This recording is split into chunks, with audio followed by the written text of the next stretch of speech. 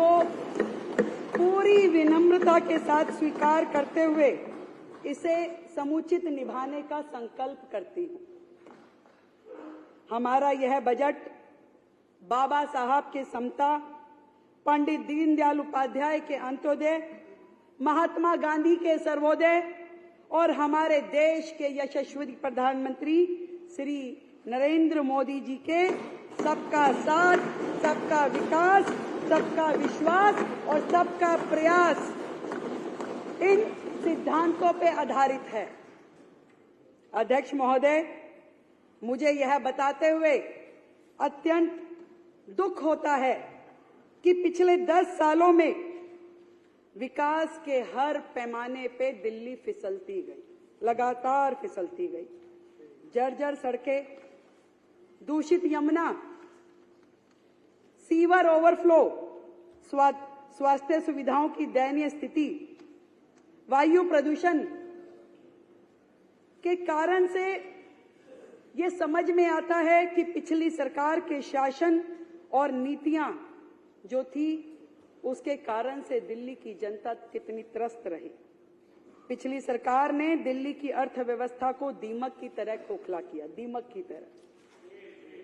और दिल्ली जल बोर्ड घाटे में, डीटीसी घाटे में, दलितों के उत्थान के लिए बनाया गया कॉर्पोरेशन घाटे में, झुग्गी के विकास के लिए काम करने वाला ड्यूसिप पूरी तरह ठप, गंदा पानी, बहता सीवर, ये दिल्ली की पहचान बन चुकी थी।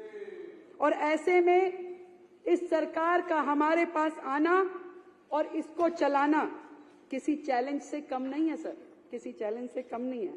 फिर भी मैं इन 2 लाइनों के माध्यम से सरकार की मंशा आपको बताना चाहती हूं कि यकीन हो तो कोई रास्ता निकलता है, यकीन हो तो कोई रास्ता निकलता है, हवा की ओट लेकर भी दिया जलता है। अध्यक्ष महोदय, मैं आपके माध्यम से पूरी दिल्ली की जनता को यह बताना चाहती हूं कि पिछली सरकार के राज्य में, आज तक की सरकारों के राज्य में 2023-24 का बजट था जो कि सबसे अधिक था, वो था 78,800 करोड़ रुपए। कागजों पे था, हुआ कुछ नहीं था, कागजों पे था पर था।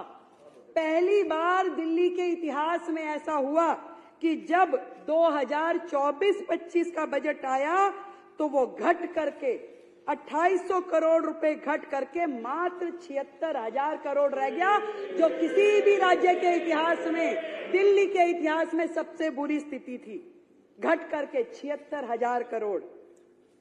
परंतु बड़े गर्व के साथ मैं आज इस सदन के समक्ष बताना चाहती हूं कि इस बार का दिल्ली सरकार का बजट ऐतिहासिक है। 1 लाख करोड़ रुपए का प्रस्तावित किया गया है, 1 लाख करोड़ रुपए का बजट प्रस्तावित किया गया है, 1 लाख करोड़ रुपए का बजट।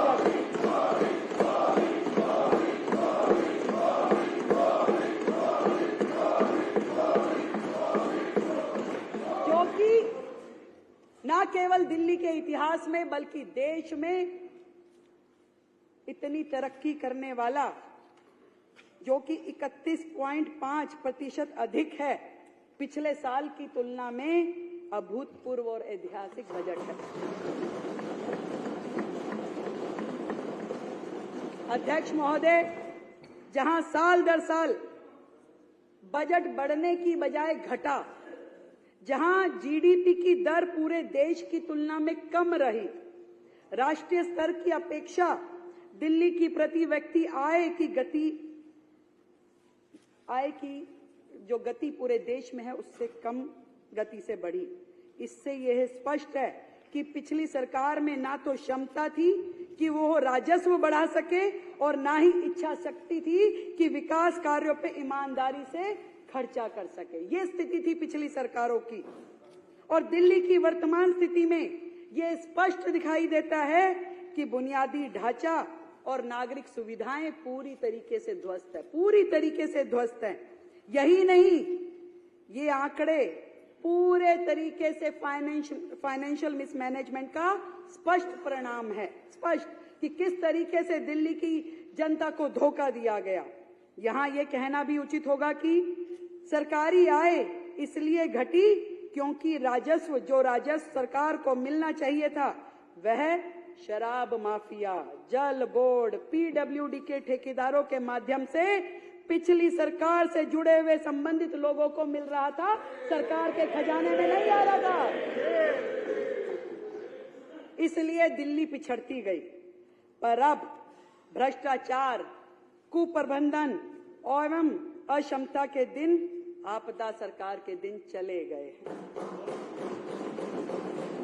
हमारे 1 लाख करोड़ रुपए के ऐतिहासिक बजट में किए जाने वाले कैपिटल एक्सपेंडिचर, अध्यक्ष महोदय, उनको दुगनी बढ़ोतरी दी गई है, दुगनी, डबल कर दिए गए हैं, जो कि पिछले बजट के इतिहास में पिछली बार 15,089.25 लगभग करोड़ की तुलना में इस बार 28,000 करोड़ रुपए का कैपिटल एक्सपेंडिचर दिया गया है।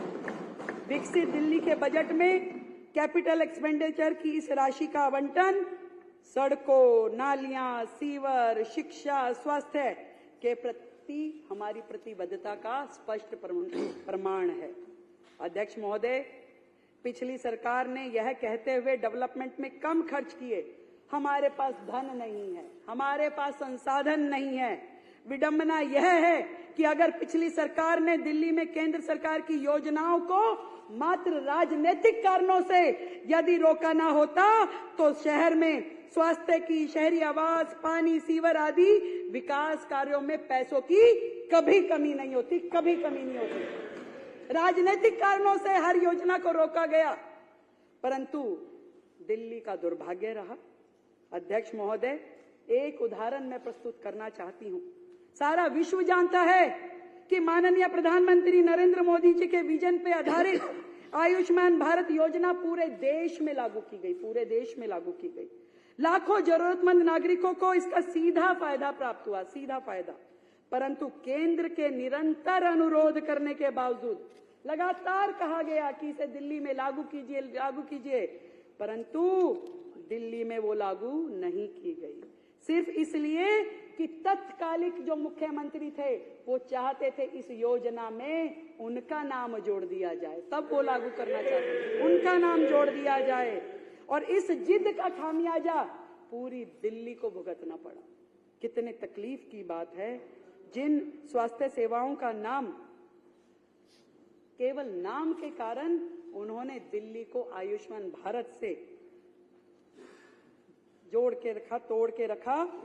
आज इस सदन में मैं बड़े हर्ष के साथ ये बताना चाहती हूं कि सरकार ने जिस दिन अपना कार्यभार लिया, शपथ के तुरंत बाद पहली कैबिनेट की मीटिंग करके आयुष्मान भारत को दिल्ली में लागू करने का निर्णय लिया गया।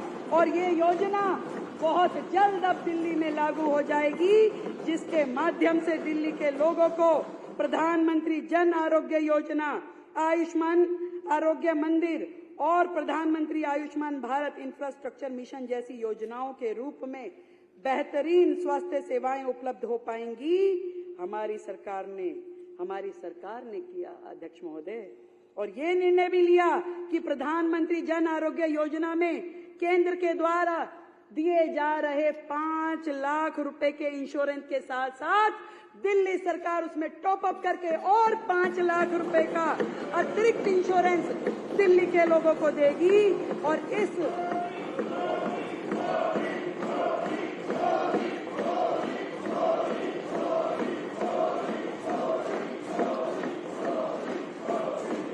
इस तरीके से दिल्ली की जनता को अब 10 लाख रुपए का इंश्योरेंस मिल पाएगा, और जिसके लिए हमने लगभग 2,144 करोड़ रुपए आवंटित करने का प्रस्ताव किया है। अध्यक्ष महोदय, हमने अपने घोषणा पत्र में दिल्ली के प्रत्येक नागरिक के जीवन को बेहतर बनाने के आशय से 16 संकल्प घोषित किए थे। और महिलाओं का सशक्तिकरण माननीय प्रधानमंत्री नरेंद्र मोदी जी के एजेंडा में पहला स्थान रखता है, हमेशा से पहला स्थान रखता है। वही एकमात्र व्यक्ति थे जिन्होंने जब 2014 में सरकार बनी